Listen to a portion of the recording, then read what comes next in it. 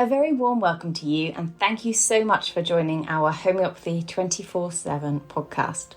We are going to be speaking to an array of international guests who will share their knowledge and experiences of homeopathy with you. We will discuss all types of subjects such as remedies, symptoms, and stories of health. No matter where you are with your homeopathic journey, we aim to inspire you on your quest to natural health and living.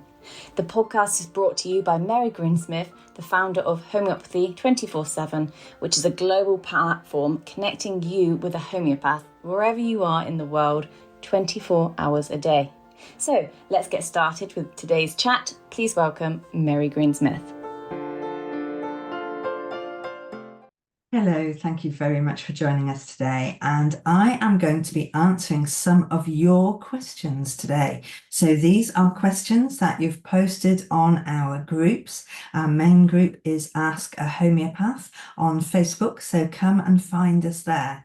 There's always a homeopath on duty. They might be busy doing acute consultations, but when they're not, they'll be answering your questions and helping you understand a little bit more about homeopathy and how you can use it at home, and a little bit more about the philosophy of homeopathy as well.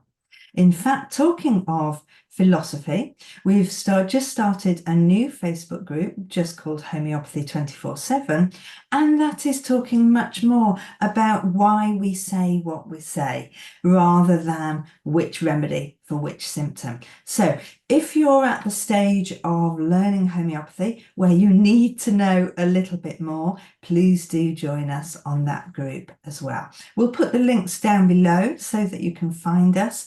And of course, send in your questions because we really enjoy answering them.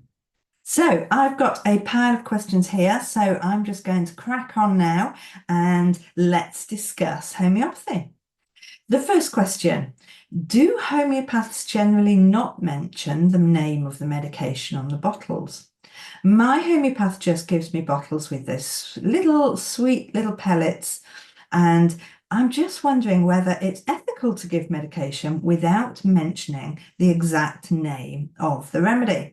Now, this is or was very much the practice of homeopaths over the last 30, 40, maybe longer years.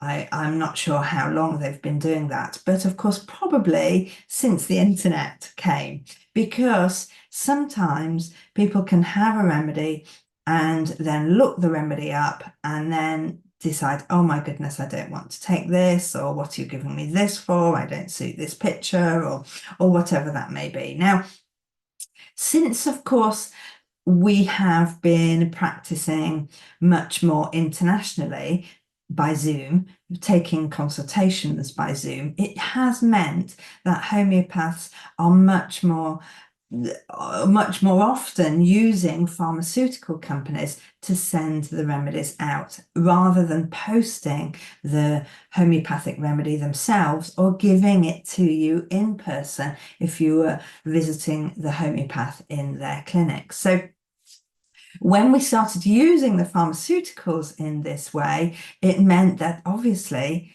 you would have a whole bottle and it would be properly labelled with the proper name. Now, there is a caveat to that actually, because in some parts of the world now, we can't put the proper name of the remedy. We have to put it in code. So you still haven't got what it is.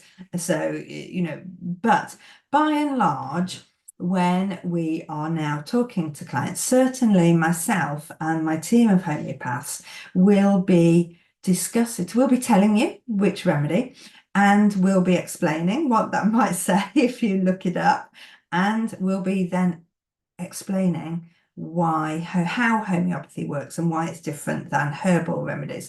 And it's important that we do this because herbal remedies obviously are much more potent. They have got a lot of that substance in them, whereas homeopathy doesn't have. It's been diluted so much that there is none of the original substance in there.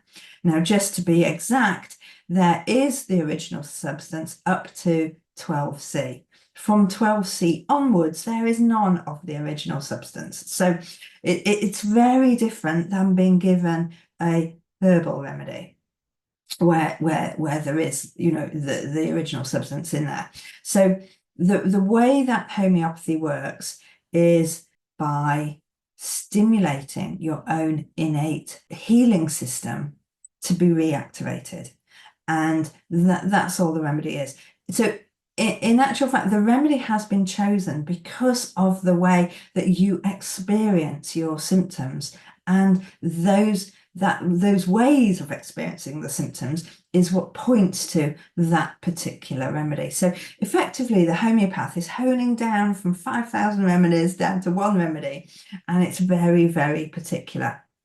I would like to think that most homeopaths now are confident enough to talk to you about the remedy, to talk to you about how homeopathy works, and to talk to you about what you'll find if you look it up and what to look out for. And if you have any questions, come back to the homeopath and ask them. Give them the opportunity to answer your questions. So I'm hoping now that much more of the time, homeopaths will be happier to explain everything about homeopathy, not just what the remedy is, but why it's specifically for you and why it's been chosen and what you're likely to find when you look it up. So really the whole ethos of how homeopathy is being used, it's just because it's not to do with homeopathy at all. It's about the internet, and it's about what you're looking up and what that does to your mindset.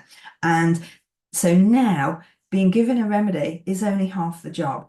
It's actually helping you understand how homeopathy works and making sure that you have the right mindset to use homeopathy and not let outsiders, other information put off what is actually happening. So a little bit of a convoluted answer to that question, but a very, very important question. But I hope that practice is now stopping.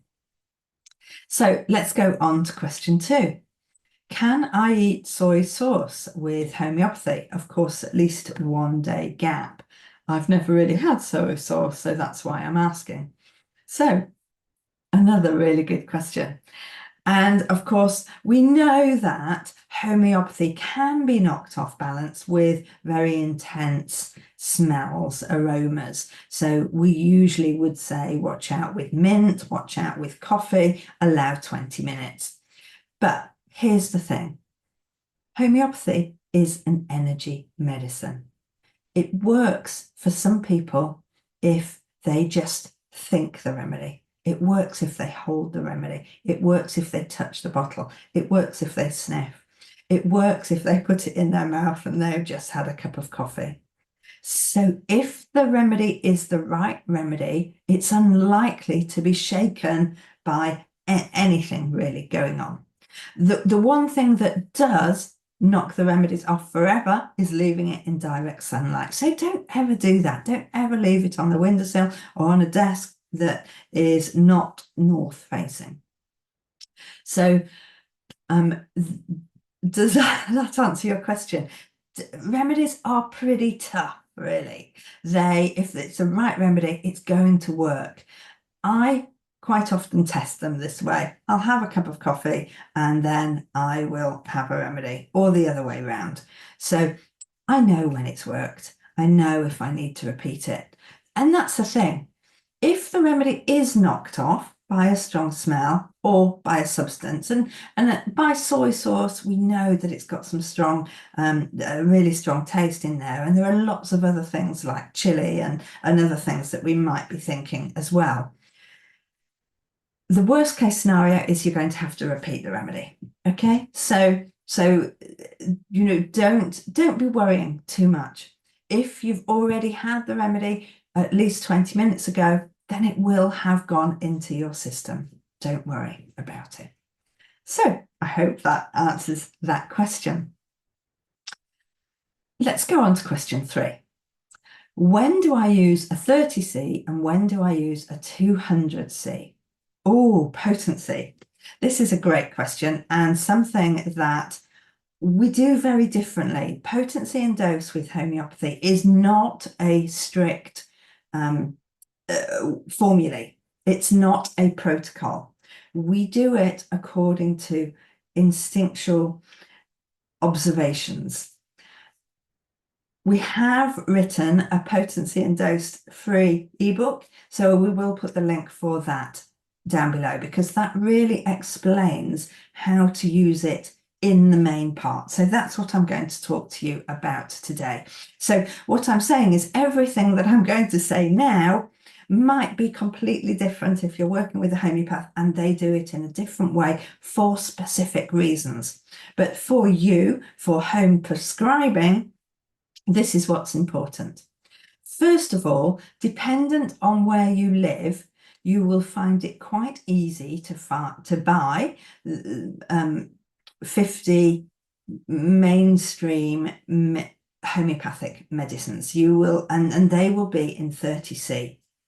In the US, it is possible to buy kits which are 200C and higher. In Homeopathy 24/7, we do have a 200 kit, and we do have an app to go with it called Homeopathy at Home. We do also have a travel kit which has emergency remedies in it, and that also has 1M remedies. So I'm going to talk to you about that as well.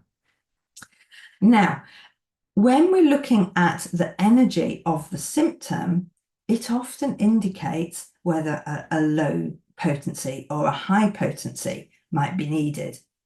So let's have a think about different energy levels of symptoms. Let's think about, first of all, toothache. Toothache can be an excruciating pain, really high energy. We might want to go higher to 200C. So anything that's really intense, anything that makes you scream out loud, you might want to go for a higher potency. Anything that's lower, you might be looking at 30C or even lower. So let's think of a wart growing. Think of a splinter. It's not high energy and it's much slower. So we'd go for a lower potency. So therefore 30C would be much more relevant at that time. If we're looking at taking a remedy because we've got a headache, it could be either, couldn't it? It could be a low throb, or just a feeling, or it could be a real high intensity. Oh my goodness, this is terrible. So you might then go from a 30C, have a couple of doses, and then go up to a 200C. So for every symptom, for every remedy, it might be 30C, it might be 200C. Look at the intensity, look at the pain, look at the energy of what's happening there. A fever, the high fever with hot flushing and throbbing would be higher potency. But something like a swelling or a bad knee, rheumatoid arthritis, perhaps that's ongoing, you might want to take a lower potency so that you can take it for longer. You would not be taking a 200C or anything higher every day for a month. It just is not the way to use homeopathy. So you would only use a higher potency once or twice, and that's it. So if you are anticipating using it for much longer, think much lower potency. So even 12C or even the cell salts at 12X. You can take those ongoing for 2 weeks, 4 weeks, maybe even 6 weeks. So every symptom's different. Look at the energy and look at how long you're going to be using the remedy for. Are you anticipating it being done and dusted in 24, 48 hours, or is this ongoing maintenance that you're looking at? If it's ongoing, you need the lower potencies. If it's just for today, maybe as well tomorrow, you might be looking at higher potencies if there is intense energy with it. So I hope that was useful and answered that question for you. Let's go on to the next question.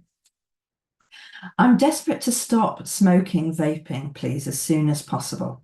What should help with the cravings and restlessness, etc.? Typical symptoms of someone withdrawing from nicotine. Also, what could I take for anxiety, overwhelm, and stress? Often I feel like I'm in fight or flight.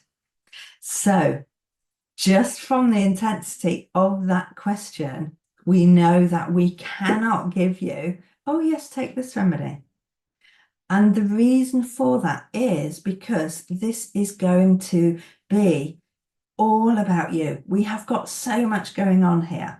The reason why you're smoking, the reason why you are susceptible to addiction.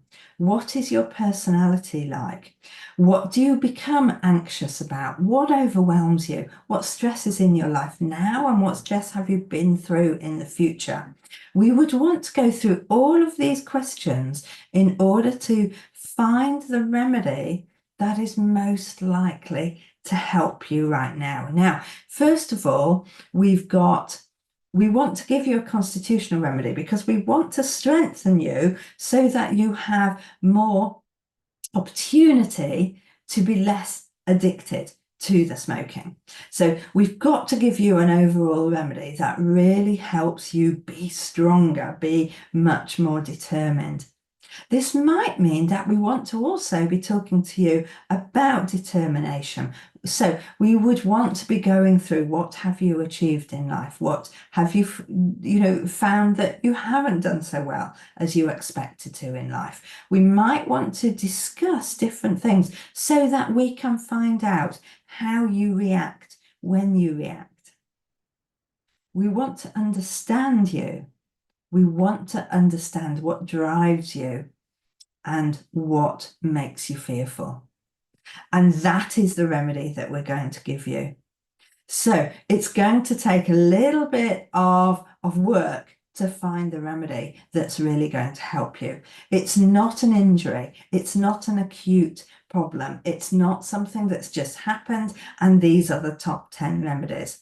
When we look at addiction and we look at why people find it different, we also need to think of, okay, what would be the one thing that would make you give up now? What would that be? And all of those, the questions, the answers to those questions would help us understand your personality so that we can match you to a constitutional remedy that's really going to give you the strength that you need. Because you don't just need a remedy for addiction. You don't just need a remedy for anxiousness. You need a remedy that really suits you and helps you be the very best person that you can be. And that's the wonder about homeopathy, because it really does do this. It really does give you a head start to being the best you.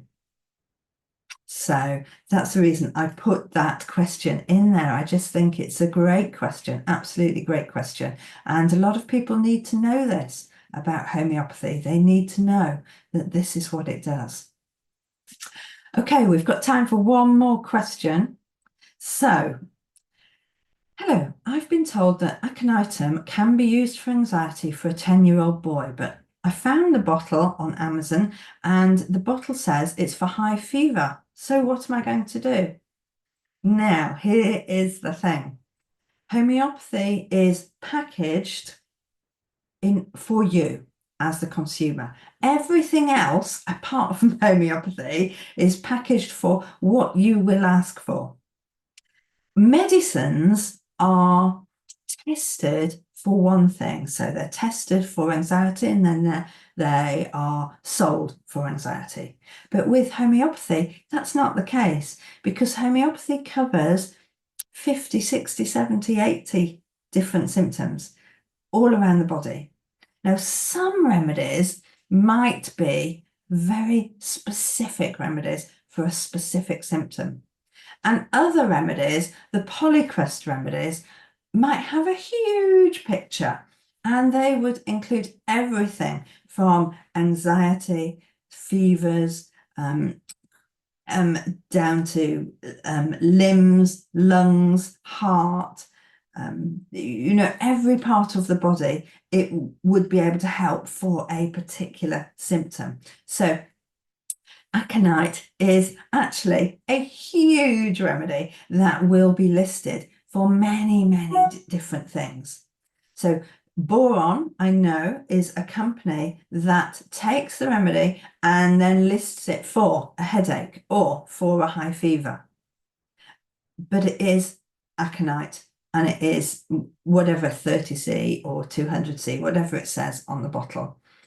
Just because it says that, if it is just aconite, it is absolutely fine if it is well indicated for any other reason. And certainly for anxiety, it might be useful. It would certainly be useful if symptoms are worse after a cold wind. It would certainly be useful if the anxiety is fear of death and fear of dying as well. So look at the properties of aconite, understand the different ways that medicines are sold, and understand why Boron then sells remedies for a particular one thing. So we have started putting together little packs of 10 remedies, so the 10 most used remedies for helping you sleep, or the 10 most used remedies for an infection. And in actual fact, when you go to the Homeopathy at Home app, you will see for each symptoms, we will recommend 6, 8 or 10 remedies that are the most indicated, and we'll put the difference down for that. So the reason that Boron say that is because if people are looking for a remedy for high fever, they know that aconitum is a natural remedy. They don't necessarily know that it's homeopathic. It means that it's opening up a market to people who don't know what homeopathy is. And that's fine, because once people have used it, that's how arnica is so well known. And people that take lots and lots and lots of different medications, they still know arnica, and that is brilliant, and it's done homeopathy a lot of good.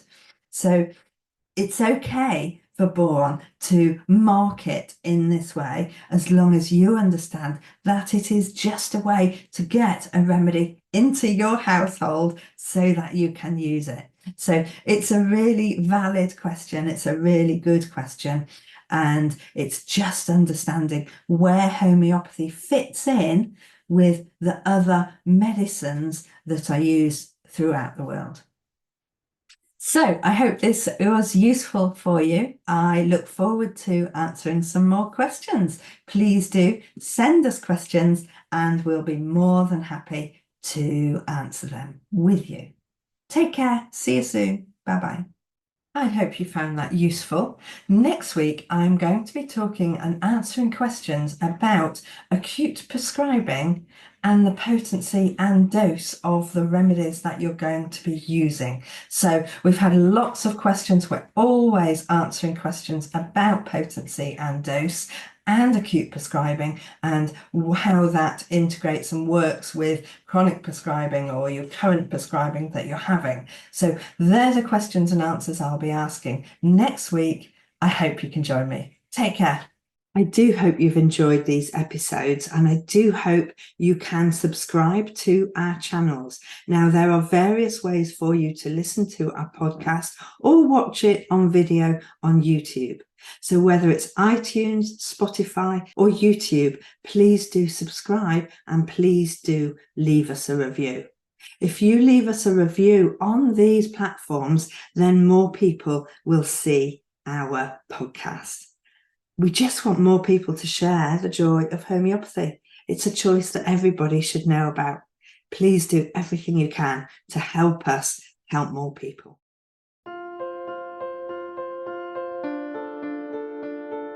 We hope you enjoyed today's episode and look forward to listening to our next one.